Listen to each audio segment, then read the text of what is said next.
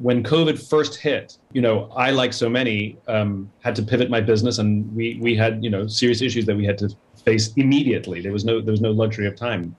And I called a friend of mine who's active duty military, and I asked him a very simple question, which is, how do I compartmentalize my emotions so that I can stay focused on the mission? And he said, you can't. And he actually gave me a very stern warning. He said, we can do it for only very short periods of time. He says, but no one escapes the trauma of combat.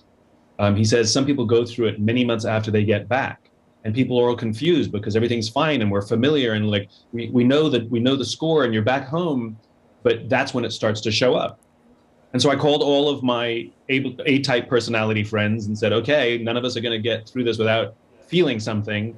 So we made a deal that if we started to feel anything, we would call each other. Yeah. And sure enough, a friend of mine started to go through it, and she called me, and we had, she's a well-known CEO, and went for long walks and struggled, and we did it together. About 4 or 5 months into the pandemic, I started to feel off my game. I started to feel a little burnt out, a little tired, a little unmotivated. And so I called that same military friend and I said, by the way, what are your symptoms when you start to suffer trauma? And he said, I go to bed late and don't want to get out of bed in the morning for no particular reason. I went, yup. He said, I have an unproductive day and I'll rationalize it. Like, oh, that's okay. You're allowed a day of unproductivity, but I'll have another and another and another. And I went, yep. And then he said, I become really antisocial. I don't want to talk to anyone, and I definitely don't want to ask anybody for help. And I went, yep.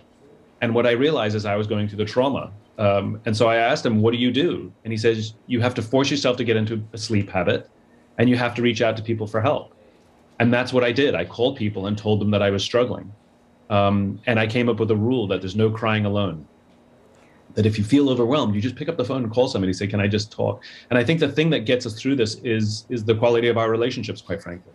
And if the company talks about these things, it removes the stigma if somebody calls somebody else up and says, I'm struggling today.